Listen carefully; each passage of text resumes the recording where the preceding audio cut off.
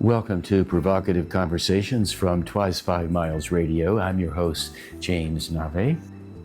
If you're a regular listener, you know that I air this show every weekend on WPVM-FM in Asheville and KCEI-FM, Cultural Energy Radio in Taos, New Mexico.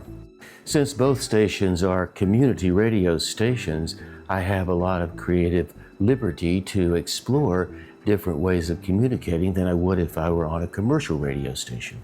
This means I can choose my guests as I like. It also means that I can go solo when I please. I can have more than one person on as a guest. I can do whatever I want within creative reason. So today, as I was thinking about the stories I would like to tell, the things I'd like to reflect on, I began to think about movement, and I began to think about travel, and I began to think about the American highways and other highways I've traveled throughout my life. And whenever I think of traveling, whenever I think of moving around the highways, I think of cars. I've always been interested in cars. And so today I would like to reflect on some of the stories that I have been privileged to experience thanks to the car and all the traveling and roaming around I've done. It's been a big part of my life. It's been the tool that has allowed me to explore the land, not only the land in America, but to explore other lands as well, Ireland, France, even the Philippines, where I am right now. I drive a great deal in Manila, which is a bit like being a blackbird flying in a large murmuration of blackbirds. You've seen those before, swirling above the trees, and then they all funnel down into the trees, and nobody quite knows how they do it, but they somehow seem to communicate. So that's what the driving is like here in Manila. Mostly, however, my driving has been done on the American highways all over the country. Years ago, when we were driving around doing performance poetry for school kids, we would go from school to school, state to state. We used a Rand McNally road map, used sketches of paper, jotting the directions down, and somehow managed to find our way around using the payphone as the connector. No cell phones, no GPSs, none of that. We were left on our own. And I discovered that it became fairly easy after a while to come into a town and have a sense of where I was located in that town based on the way the town's geography was laid out. Turns out the towns are all laid out not quite the same, but there's a similarity to the layout of a town. And all you have to do is find one location, like a mountain or a building, and determine north, south, east, and west. And once you have those locations, you can geolocate. And you don't have to be digital to geolocate. You can do it physically, just like the navigators on the sea have done it for centuries, looking up at the stars. Navigators on a boat need water. Navigators on land need some sort of conveyance, and it's usually a car. I've owned a few pickup trucks over the years, but mostly I've had cars. Many people who own cars not only use the cars for conveyance, they also use the cars to project a status symbol. The more expensive car communicates that you have more means, and the less expensive old car, quote unquote, communicates that you may have limited means, although we all know that's not true. You probably know people who drive around in old beater cars and they have big fat bank accounts and they just don't care. Or if they don't care, they just simply don't notice it. It's irrelevant to them. I have a friend in Asheville who fits that category. He drives around in an old beater Subaru. It's a bit rusty, paint's peeling off of it, the tires are kind of funky, the seat sits low, he sits down in the seat and drives it around. The truth is, the fellow has plenty of money, lots of land, and has had a very successful life. And yet, he's just not interested in projecting any kind of image at all. He's perfectly happy to be driving around in his old car, going unnoticed, or if he's noticed, being dismissed, and that's fine with him. This same friend that I'm talking about driving around in his beater Subaru once owned a classic Morgan. The Morgan is a British car, and the suspension is made out of wood. And he let me drive that car a fair amount. It was an absolute beautiful, beautiful collectible classic. So the irony with my friend, even though he does drive a beater car, he knows probably more about racing cars and cars in general than most people you will ever meet. One of the reasons I think cars have a great value in the creative discussions that we have in this world and in discussions in general, because we all have some kind of relationship with vehicles. We travel, we move, we're creatures of mobility, we're creatures of migration, and we have to get from one place to another, and we use cars and other conveyance as a way of achieving that goal. The first car I ever owned wasn't a car at all. It was a go-kart.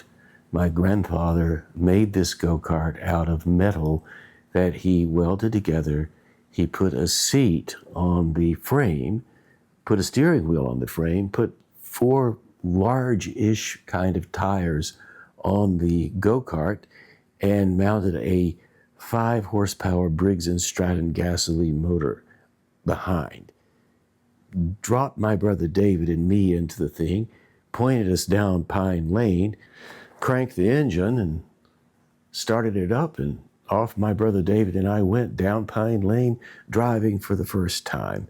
We were going maybe 5 miles an hour or 3 miles an hour, but we were driving and we were moving and we were going down a road, even if it was dirt, even if it was covered in pine leaves from the large 100-foot pine trees that loomed over us. There we were, boys wanting to be drivers, going somewhere, even though it was from my grandfather's house 200 feet or so down the road to my father's driveway.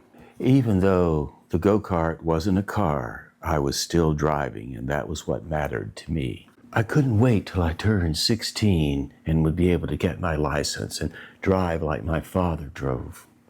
My father had a 1948 Chevrolet sedan 4-door, which he drove to work and back. He drove us to church. We drove it to the grocery store. And occasionally on Sunday afternoons after church, we would go to a small diner or a restaurant and have a family meal, all in the 1948 Chevrolet. To this day, I have on file digitalized movies of the 8mm movies my father shot, and many of those movies include that 1948 Chevrolet. My father was very proud of the fact that he was a Chevrolet man, not a Ford man. I never really understood the distinction, but for him, Chevrolet was the only car to buy. I mentioned the car as a status symbol, and for us, the car was a utilitarian symbol. Nothing status about the 48 Chevrolet. It was something that did a job. We got in it, we drove to where we needed to go, we did what we needed to do, and we came back home. There was no sense that the car had any more social value other than transportation. It wouldn't take long for me to change my attitude around the car as a status symbol, because in 1957, my Uncle Johnny, who lived just down the street as well on Pine Lane, came home with a brand new 57 Chevrolet. It was very shiny and had that new car smell, which he made sure that we got in his new car and sniffed around until we experienced it. I didn't realize it at the time, but there was some competition going on between my father and Uncle Johnny. So it wasn't long after my father showed up, not with a 57 Chevrolet, but with a 1955 Chevrolet 2-door coupe with a 283 V8 under the hood, which was a very impressive engine at the time. And even though the car was a 2-year-old car, not new like Uncle Johnny's car, it was an impressive, shiny car that my father was very proud of. So suddenly we went from a 1-car family to a 2-car family, the 48 Chevy and the 55 Chevy.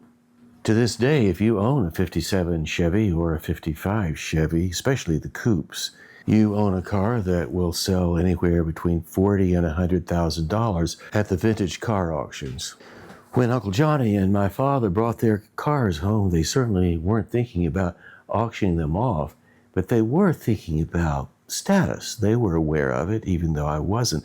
But I began to understand a bit of the status once we started riding around in our 55 Chevy. I don't know if people looked at us any differently than they did when we were in the older car. But I do remember feeling different riding around in the newer car, maybe a little more important, a little more together. I was young and didn't really know how to process all of that, but it was in play, and I was becoming more and more aware of the car as not only a conveyance, but also as a status symbol.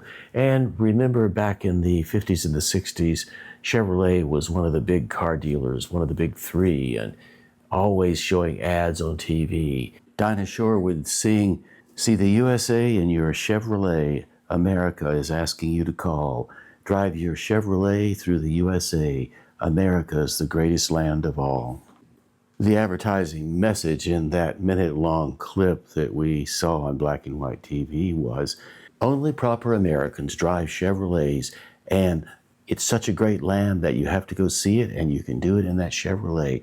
And the images on the screen switched from the sea to the desert to curvy roads to wide roads. It's a rather rousing tune, and you can look it up on YouTube, "See the USA in your Chevrolet" by Dinah Shore, and there you have it. You'll be able to get the same vibe we got when we were young and watching those TV ads run across that screen. You know, when you think about your youth, whenever you grew up, or if you're young and you're listening to it now and you are in your youth, all of these cues will collect over the years and become part of your story. As I viewed that YouTube ad, just researching to see if I actually remembered the truth of it all, which it turned out I did, I wonder if that ad and the jingle, "See the USA in your Chevrolet, America's the greatest land of all," I wonder if that jingle got into my psychology, and that was what took me out beyond Brevard Road to drive cars all over America and other parts of the world as well, covering millions and millions of miles over the years, looking for what? Maybe I'm looking for America, looking for the dream, or looking for myself. When you go out there and you travel, what are you looking for? What do you seek? What are you after? Maybe it's just the experience itself. You don't have to have an end result in order to make a journey worthwhile. You just go out there and see what happens. So when my father bought his 55 Chevy and my uncle got his 57 Chevy, we did drive around Western North Carolina. We didn't see the USA in our Chevrolet, but we did see Western North Carolina in my father's Chevrolet. I remember driving down Saluda Gray, watching the kudzu grow up and over the tops of miles of oak trees and pine trees. I remember my arm hanging out the window. I wanted my arm to be brown because I thought having a brown arm in the summertime was most desirable. And I most remember wanting to go somewhere, go do things, go find out things.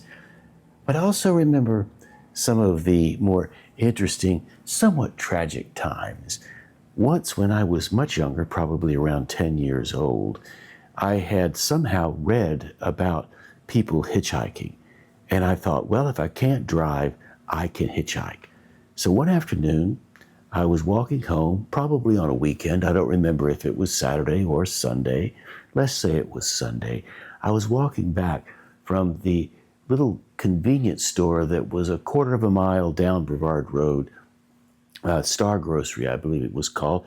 I don't know why I was there. The fellows hung out there, so we all would go to Star Grocery and buy something, a piece of candy, and stand around and talk. So I was walking home from Star Grocery, not very far from the turn to Pine Lane to go to my father's house, my mother's house, where the 48 Chevy and the 55 Chevy sat in the driveway.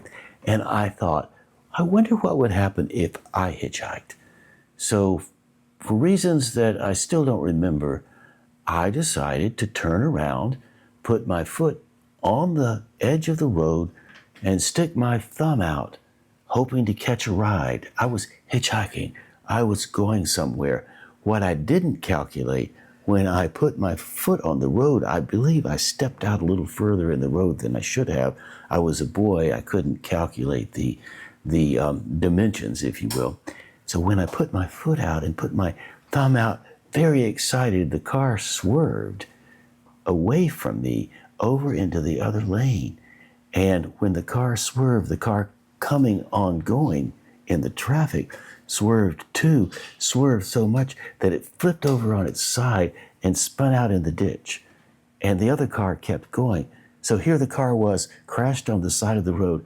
Here I was, the boy hitchhiking who had caused the accident, and I panicked and I ran like crazy. Nobody really noticed me. Nobody knew why the car had flipped, but I knew that. I was in the wrong, even though I didn't intend to be, but I certainly was that day. So I went back down to the house and reported that there had been an accident on the road.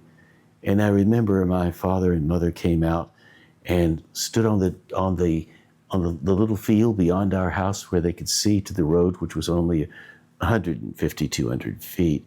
And sure enough, there was the car turned on its side, and somebody was upriding the car. I don't think anybody was hurt. But that was my first tragic problem in hitchhiking. I never had that many problems traveling, but that was one that I remember not fondly. I remember it with a bit of egg on my face, maybe even a little bit of shame. And yet that's the road. The cars represent so many things. And even though cars and road go together, the road has been around a lot longer than the cars have. People have been migrating and traveling forever. We are a migratory species. And because of that, we move around. And that may be one of the reasons why I was drawn to the idea of cars and conveyance, and why to this day, the car still plays a big role in my life. Even though I don't have a status car, I have a Toyota Corolla that could be about as negative a status car as one could have. And yet it's reliable, it does well for me, it's affordable, it's easy to repair, and like my buddy who had the old Subaru, my Corolla's not beat up at all, actually shines up rather well. I like the invisibility of it. Nobody notices the Corolla. If I were driving around in a Rolls Royce, somebody would probably notice it, but not the Corolla. So I love the invisibility of the Corolla. And yet I am drawn to the fancy cars. I do like those cars. And as I mentioned, my buddy with the Subaru, he had the Morgan that I drove. I remember when I was driving the Morgan around, I felt very important. Top was down, it was a two-seater, the engine roared, shifted the gears, drove it on the Blue Ridge Parkway, curving around. And people did look, and I projected from their looks what they might have been thinking about. I'll never know, but I can tell you when I was driving that Morgan, I felt very elegant, very cool, very posh. Sir John Benjamin, in his poem, The Subaltern's Love Song, offers a sense of how I felt when the subaltern and the woman he loves leave their home and take a trip through the country. She's driving. Here are the two stanzas. The hillman is waiting. The lights in the hall. The pictures of Egypt are bright on the wall. My sweet, I am standing beside the oak stair, and there on the landings, the light on your hair. By roads not adopted, by woodlanded ways, she drove to the club in the late summer haze, into 9 o'clock Camberley, heavy with bells and mushroomy, pine-woody, evergreen smells. That was a couple of stanzas from The Subaltern's Love Song by Sir John Benjamin. When I was driving the Morgan on the Parkway, there were no mushroomy, pine-woody, evergreen smells, but I did have the sense of the open air and the great views you get on the Blue Ridge Parkway. The Morgan was a loner for one afternoon. I went back to driving my regular car after that. I don't remember what it was. It certainly wasn't a fancy, posh car like the Morgan, but I do remember enjoying it. And I projected my own aspirations as I was driving down the parkway in the Morgan, shifting the gears, listening to the roar of the engine, and just having a grand old time on a summer afternoon. Like I said earlier, he let me drive it more than once, but not that often. But every time I returned the car and got back into my older car, less eventful car, I did feel a shift. I still think it's funny that my buddy drives that old beater Subaru to this day. I believe back then he had some old Honda he was driving around, and he kept his Morgan tucked away in a garage, which he did drive occasionally on the weekends, because I'm sure it made him feel as posh and elegant as it made me feel, or at least that's my projection. Elegance aside, for me, and maybe this is true for you as well, cars have always represented freedom of movement, an opportunity for me to go somewhere, to explore new things, to find corners that I couldn't otherwise visit. So while I do appreciate the fine, fancy automobiles, because cars represent freedom of movement, I'm not as fussed about what kind of car takes me somewhere, because I'm more interested in the movement. I'm more interested in the freedom of going somewhere. And the car represents a tool that will allow me to explore that sensibility. Not only is it a tool, it's a symbol. It represents movement. It represents the capacity for me to expand my awareness, my intelligence, my imaginative process, my sense or even need for adventure, to explore what's right around the corner, what's going to happen next. So the car as a symbol is something that I don't have to own. I just appreciate it for what it will do. And when I do get a chance to ride in a car that's really fancy, I appreciate that experience as well. But the primary driver for me is going somewhere and finding out something new, seeing the world. The car became the primary symbol because that's all I knew. Had I lived in New York City, the subway would have been the symbol to take me somewhere. Had I grown up in Europe, maybe in Paris, the train would have been that same symbol to take me somewhere. I would have always, as a boy, longed to go to Gare du Nord and take the train and go north to Belgium. In the vast American West, cars and trucks certainly have symbolic value. The horse still remains the mystical conveyance, the magical way to get around, the essence of freedom. All you have to do is drive north from Taos to southern Colorado and the open range, and when you spot the wild horses running, you'll start to see what I mean. For me, growing up in the South in the 50s and the 60s, when the muscle cars were popular, there was the Chevy Chevelle SS396, the 427 Ford Galaxy, the classic Pontiac 1964 GTO, burgundy body, black vinyl rooftop, 4-speed on the floor, 289 engine under the hood, roared like a lion. And I had a close personal contact with that model of car because Reverend Randall Lanier, the preacher at Sardis Methodist Church, where I regularly attended Sunday services, Reverend Randall Lanier couldn't have been more than 26 years old. Fresh out of theological school, showed up on his first day of preaching with his wife and his 2 sons in, guess what? A Pontiac 1964 GTO. I was a believer from that point on. All my prayers were answered. My preacher drove a GTO, and that was enough for me. Randall Lanier settled in as the preacher at Sardis Church and became somewhat of a mentor to me. And later, when I got my driver's license in 1966, he let me drive that car. I had the same experience driving Randall's GTO as I did driving my friend's Morgan. So the posh cars still played a big role for me. I was never destined to own one of those muscle cars, but I surely was glad to drive it, and praise the Lord continued to be something I would say when I shifted from first to second to third to fourth and rolled out on the Grand American Highway, headed somewhere in Randall's GTO. He didn't let me drive it much, but he let me drive it a little bit.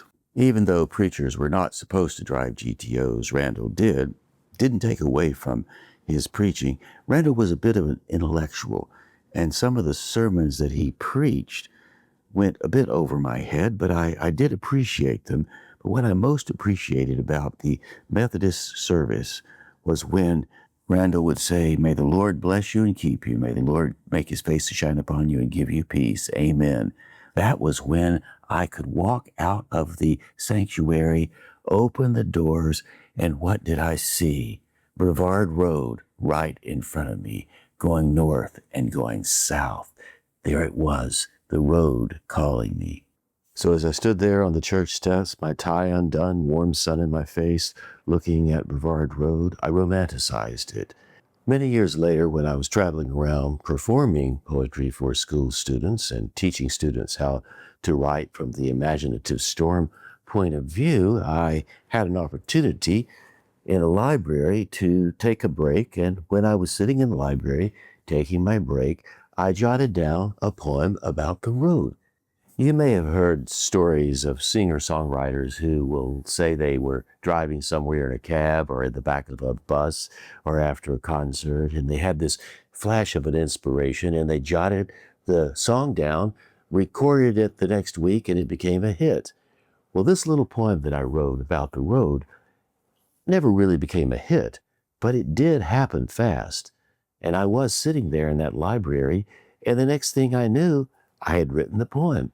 And it's been with me ever since. So I'd like to share my romanticized view of the road with you.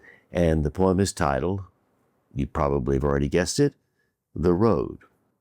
The road is always calling me. It comes turning out of my childhood, twisting through my morning, interrupting my picnic. It taps when I'm asleep. Like a kitten, wishfully waiting for the door to open, I'm always dreaming of the road.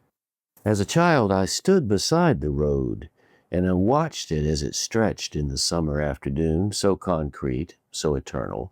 As a young man, the road carried me past my school, with its oak wooden floors and wide eastern views, carried me past my church, so small now, inadequate steeple, stained glass windows, carried me past gardens with corn so high, I'm sure it only grew to give the wind a place to go, carried me past my father's blows and mother's easy words, carried me away from home and into the night and into the next morning and the next night and the next morning until I stand before you right here, right now, breathing and alive.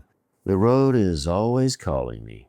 And the road I'm referring to in that poem, of course, is Brevard Road. It's the same road I hitchhiked on when I was a boy and caused that accident I told you about. And the inadequate steeple I mentioned in the poem is the steeple that still sits on Sardis Church. My grandfather made that steeple. He was a deacon in the church, and he did it for the love of the steeple and for the love of the church. And there is a stained glass window in that church that does have our family name still on it to this day. So when I was standing there on the steps of Sardis Church, looking at Brevard Road, thinking about where the road would take me, I had no idea that decades later, I would be sitting in a quiet room in Manila in the Philippines, recording a show about the memories I have of those years, long ago.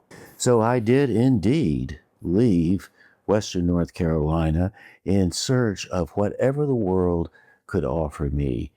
And I have to say, as I said, I'm sitting here in Manila, it's been quite a journey, and it's not over at all. I'm still waking up every morning wondering what will happen next, what's right around the corner. And the best part of that concept, what's right around the corner, that question, is that the corner is always right there. You don't have to travel all over the world to see what's around the corner. The corner is always where the mysteries sit.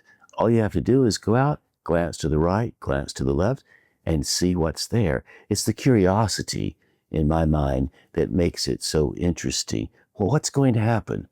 What will the day bring? What will the day teach you that you didn't know yesterday? What will the day teach me I didn't know yesterday? And expanding beyond those questions, what am I willing to learn today? What am I willing to have someone teach me? Or what am I willing to teach myself today? Same question for you. What are you willing to learn? What are you willing to have somebody else teach you? How active can we be in this? I would submit that we can be very active in this idea of learning new things, of being open, allowing information to come in, allowing our imaginations to guide us through the meanderings that we're naturally going to do, regardless of where we are in the world or what we're up to. And I suspect you might be able to agree with me on this when I'm talking about the road calling me. I'm really talking about a broader concept of life itself calling me. Who am I? Where will I go? Who are you? Where will you go? The road is a symbol. Cars are symbols. Where we go, the choices we make, what we learn, how we put it all together each day and transfer what we've learned, transfer what we know to the next day and start all over again. Indeed, the road has taken me a lot of places around the world, but going around the world to see places really isn't the point. The point is going somewhere and seeing something and being aware of the things around you while you're on the journey. This takes me back to the first time I really got serious about going on the road. It was 1970. The Vietnam War was raging. I'd finished 2 years of college at Brevard Junior College and wasn't really planning to go back. As a result, I'd lost my student deferment, and I was a prime candidate to be drafted and shipped off to Vietnam to fight on the jungle front lines of a war that the Vietnamese to this day call the American War, not the Vietnam War, which we called it when it was raging back in the 70s.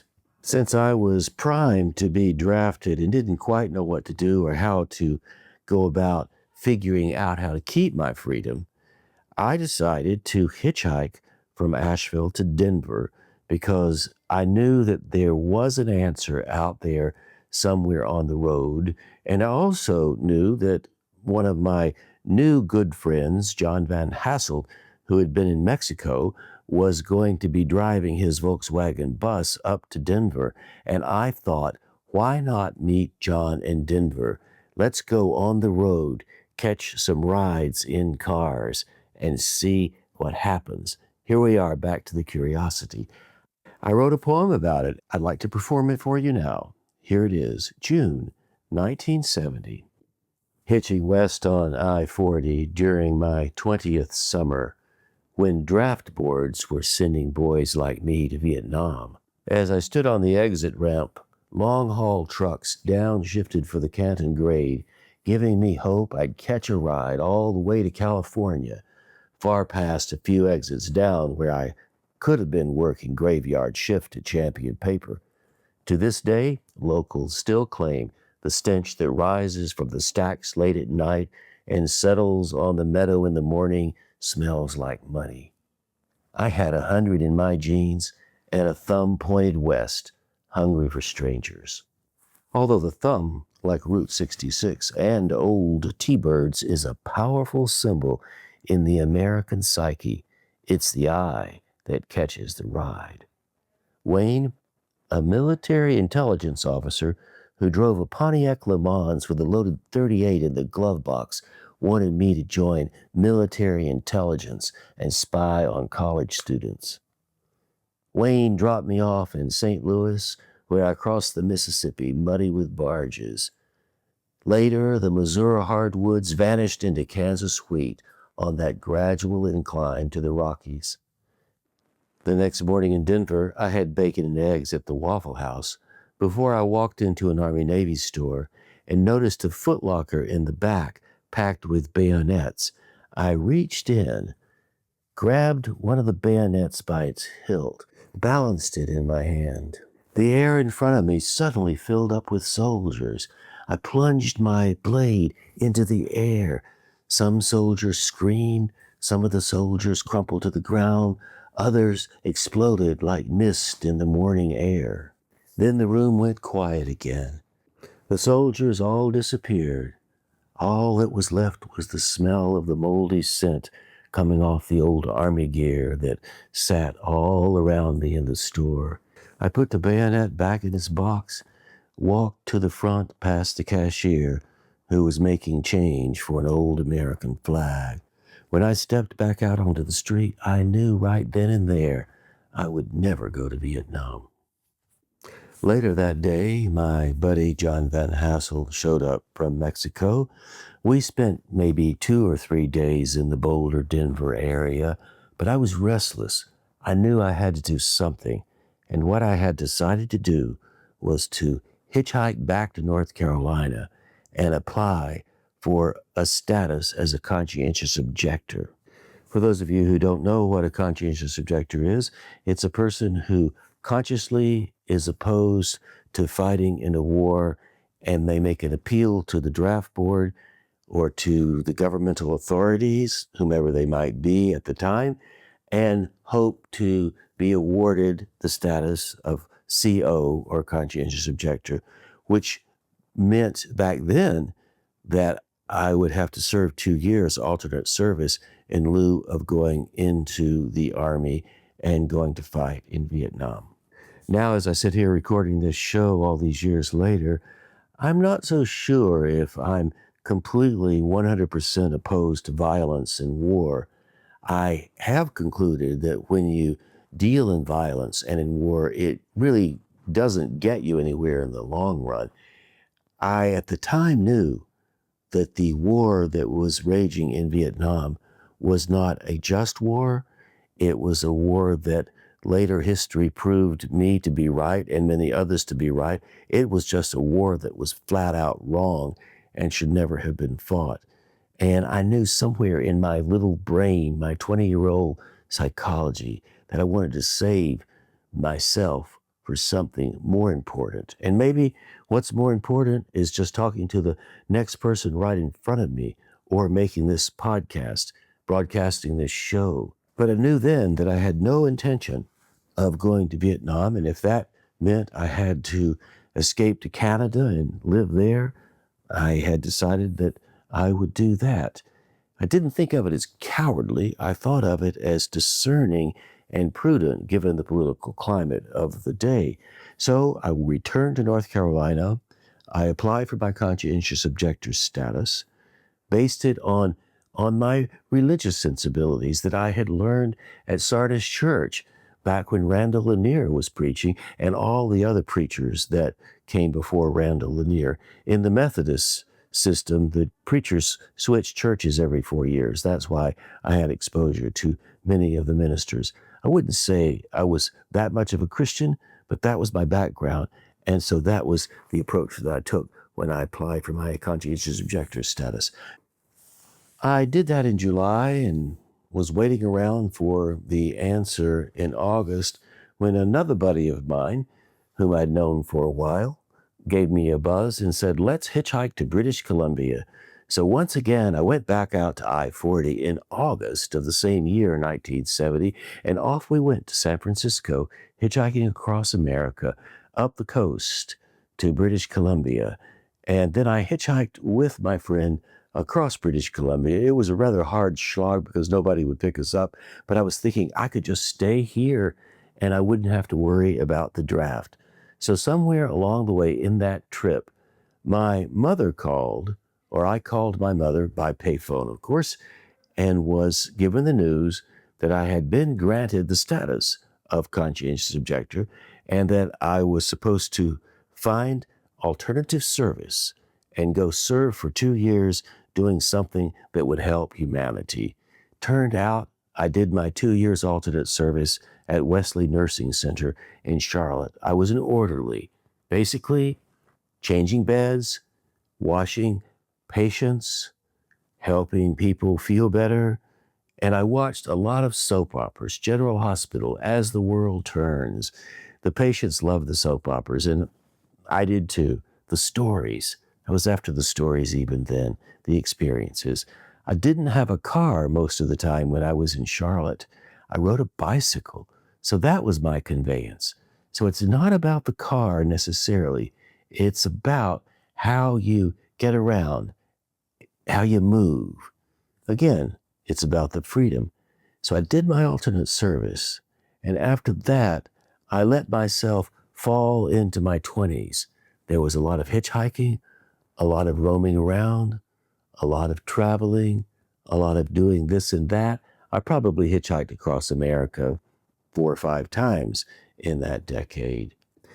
And hitchhiking was only part of it. I did own cars. I owned an old van. I had a Plymouth station wagon.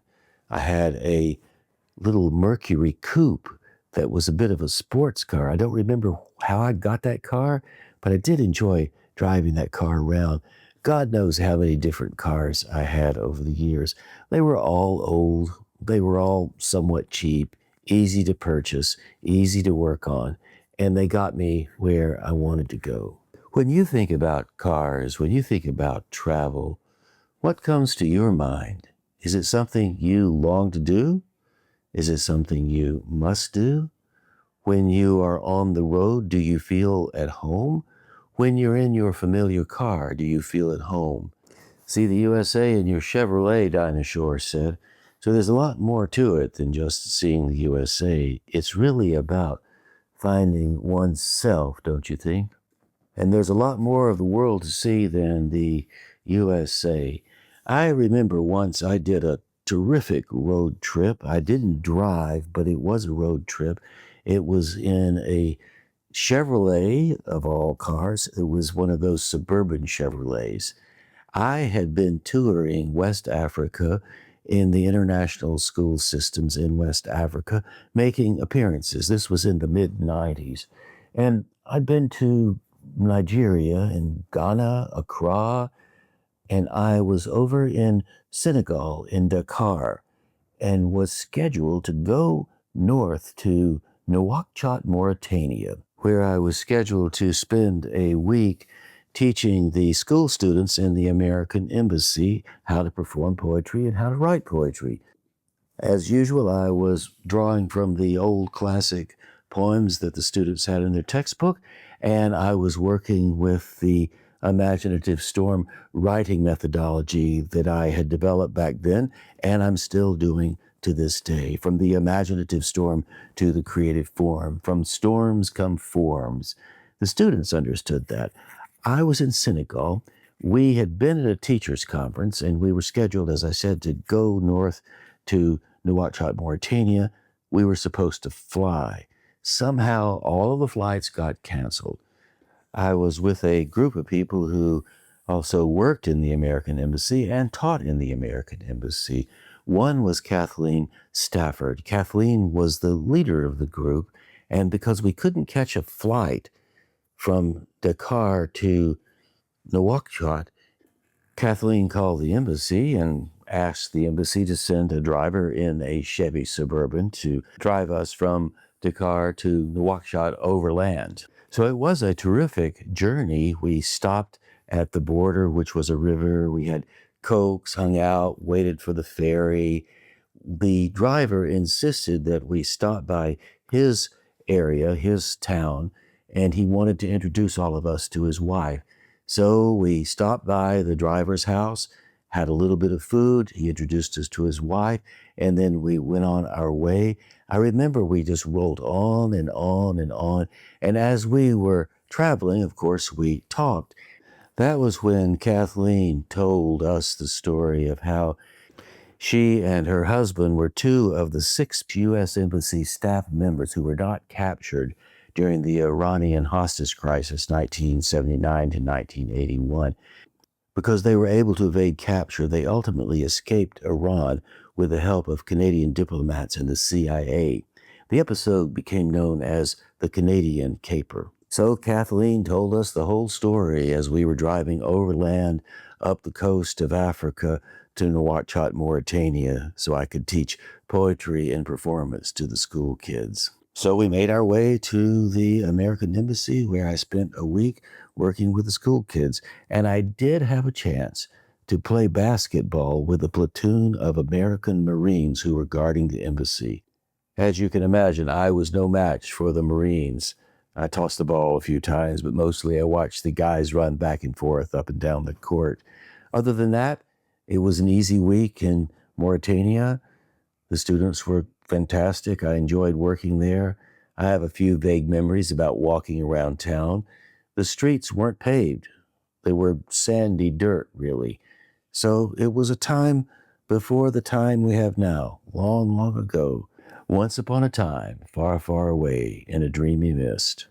It was a good trip, and I spent about 5 weeks traveling around West Africa, mostly in cars driven by other people. In fact, I don't believe I drove even once while I was there.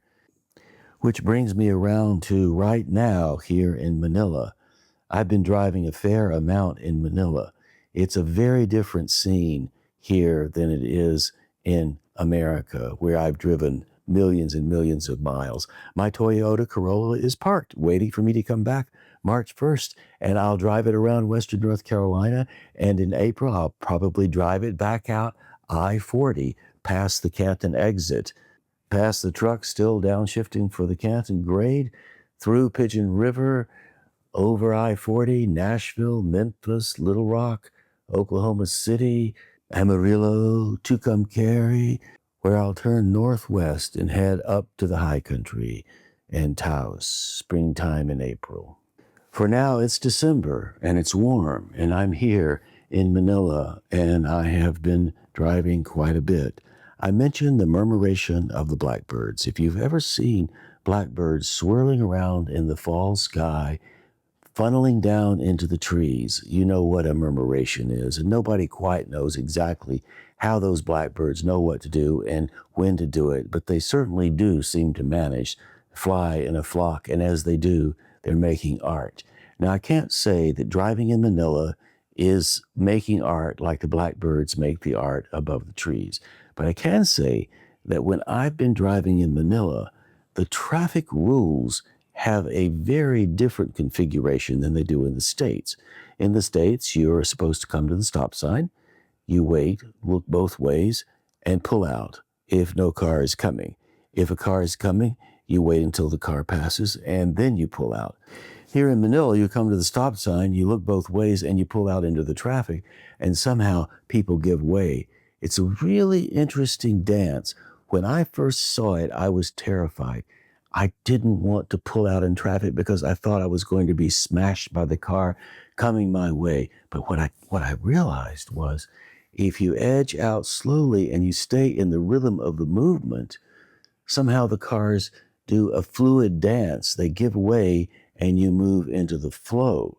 The other variable here in Manila that does not exist in the States, the mopeds, the motor scooters, the motorcycles. I've read that there are 80,000 certified motor scooters with business licenses hauling things around all over Manila 24 hours a day. So during rush hour, it's possible to sit at an intersection and have 100, 200, maybe even 300 motor scooters surrounding you. When I first started to negotiate the motor scooters here in Manila, I thought I had to watch out for every single one. But as it turned out, I didn't have to watch out for every single one. I don't ever have to watch out for them. I have to be aware of them, but not try to miss them. They are missing me. They can move within inches of a car and not hit it. Now, I'm not saying that the scooters don't fall under the wheels of the cars. I am saying that I've driven a fair amount and I've ridden around here a fair amount, and I have very seldom seen scooter accidents. So I know it happens. I know cars get dinged. There are millions and millions of cars here. This is a metro area of 13 million, some say, maybe more, growing like crazy. One of the 10 most populated cities in the world. So you can imagine the swirl and the curl and the buzz and the dings and the bangs and the honks and all of the swirliness that would go on in traffic. And I will say, people around here don't measure their time in traffic by kilometers or miles. So in other words, a 3-mile journey on a Friday afternoon during rush hour might take an hour and 15 minutes. So you learn how to have a relationship with a traffic jam. You learn how to watch the people go by. It's a different kind of being in a car. And there are millions of conveyances here, motor scooters, little motorcycles, tricycles, people pulling things, large trucks rumbling along, very wealthy cars like Bentley. Now and then you'll see a white Bentley in the middle of all of this. Old rusty cars that will barely run, jeepneys that look like Jeeps, fabricated from some sort of World War II model, painted all colorful, and people ride around in the jeepneys like they were city buses, because they are in a way city buses. And then there are the buses. So there's just a lot of traffic and a lot of movement, which I find to be appropriate. The road is always calling me, as I said. So why not the movement? So when I'm in the traffic here, I don't mind it so much. I suppose I should be a little bit more skittish, perhaps even afraid, but I'm not. I'm thinking of all the times I've covered all the roads, been in all the cars, repaired the cars, fixed the cars. Now I just drive to the Jiffy Lube and say, change my oil, please. And I keep my old Toyota Corolla up to date. But the cars, they're really important. The conveyance. Where are you going? Where do you want to go? Do your feet carry you? Does the car carry you? Here in Manila, some people have drivers. That's kind of nice, I must admit. I'm a driver. I know how it feels when I can get a ride with somebody else driving. So where are we going? What are we doing? What are we making? We are entering the last of 2025. You are listening to this show in December 2025. If you're listening to it being aired on WPVM-FM or on KCEI. If you are listening to it later, just know that we are sitting at the end of the first 25 years of this century. We have witnessed the human race unfolding in ways that I never imagined. So when I look back over the years, back in 1970 when I was hitchhiking, look back to when I was a boy driving my little go-kart around, when Randall O'Neill rolled up in his 1964 GTO, when I think about the 55 Chevy and the 57 Chevy, and all of those cars and boats and trains and things that have taken me where I wanted to go or thought I needed to go or would have liked to have gone if I could have, or I did go because I could go. All of those things have stretched out over the last 75 years. We are now in an age of the electric car. We are now in an age of political disruption. We are now in an age that asks all of us to engage in some way that is meaningful, in some human way that will allow us to become more connected to the world. All of these cars, all of this conveyance for me has just been a way of connecting with somebody. I want to go see a dear friend. I want to knock at the door, say hello, sit down, have a coffee, have a conversation. Some of the people I've known over my lifetime, they've gone away. We've drifted apart. Some of the people I remember fondly, others I've forgotten and I don't remember their names at all. But no matter what kind of relationship I've had with any of these people, no matter who they are, where they come from, what they do, if they're still in my life, still out there somewhere, not in my life, I'm grateful for everybody that's happened in my life. And I'm grateful that you're listening to this show. And I'm grateful that maybe you and I have met somewhere along the way. John, if you're listening, I'm talking about Manila at Elevation Cafe in Taos. John often asks me, how's Manila? He'd been there one time. He says he'd like to go back again, but I don't think he ever will. So John, if you're listening, how you doing? I hope you have a coffee for me at Elevation Cafe in Taos. And for my friends in Asheville, there are plenty of cafes we can rendezvous in March. So on that note, I would really like to say thank you for listening to my meanderings, listening to my car stories, taking the ride in the Morgan, listening to some of the things I had to say. I wish you were here. I wish I could hear what you have to say about your car stories, about how you've gotten around in the world, about what you mean to do tomorrow, about what you would like to learn, about what kind of car you drive, or maybe you don't drive at all. Maybe you walk. I love to walk as well.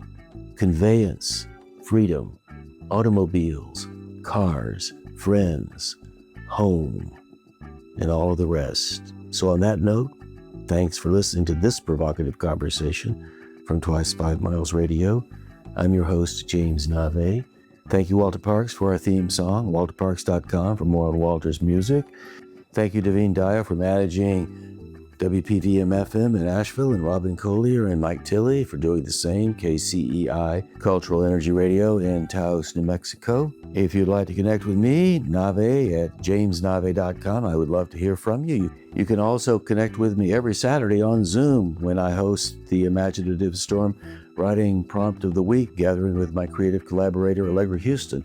It's a great group of writers. We get together, we tell stories, we unpack some questions, we generate a bit of writing, we read it out loud, and then we go away and come back again the next week and do it again, over and over, like traveling. Yet another conveyance, telling stories, writing them down, sending something out in the world that is meaningful. If you'd like to know more about that, or if you'd like to tell me a story that you know that you would like for me to hear, Navé at jamesnave.com. That's how you can reach me. I'd love to hear from you. So with that, once again, thanks for spending this time with me. I do hope you come back sometime very soon. And until then, maybe, just maybe, you and I will catch each other on that turnaround somewhere down the line.